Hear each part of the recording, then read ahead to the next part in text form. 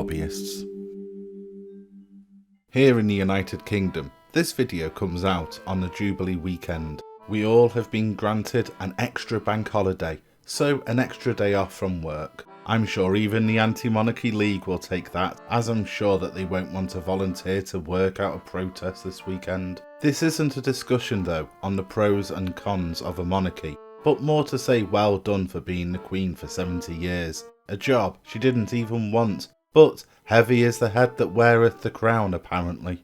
The lines of succession in the UK is a very complicated thing it turns out, and we used to learn all about it when we were in history lessons at school. Once you've been taught about Egyptians and Romans and then we get the Vikings out of the way, it led quite nicely to the Norman conquests in 1066, which was the last time that the UK was invaded. In some ways, this is a good starting point, as before that, things weren't overly documented. They documented the events of 1066 with the Bayeux Tapestry and the Magna Carta and all that kind of jazz. Things got a little bit dull for the next couple of 100 years, but insert a good yarn about Robin Hood here.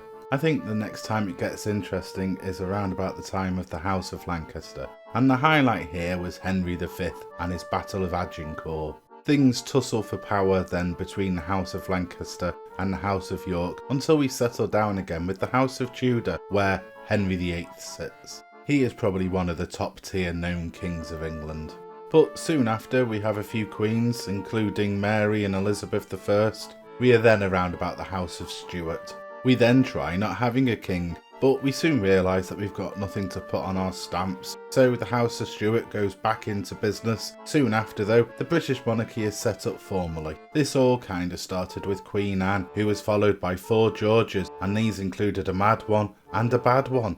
So lessons around this time tended to go towards more the Industrial Revolution than the monarchy. We are taught about the spinning jenny and Luddites and maybe even a dash of Napoleon, but when we return, Victoria is on her throne. Queen Victoria was the longest running monarch, and this was a time that Britain was a real powerhouse. After that we have a couple of Edwards and a couple of Georges and a couple of world wars, before we finally get to Queen Elizabeth II, our current queen.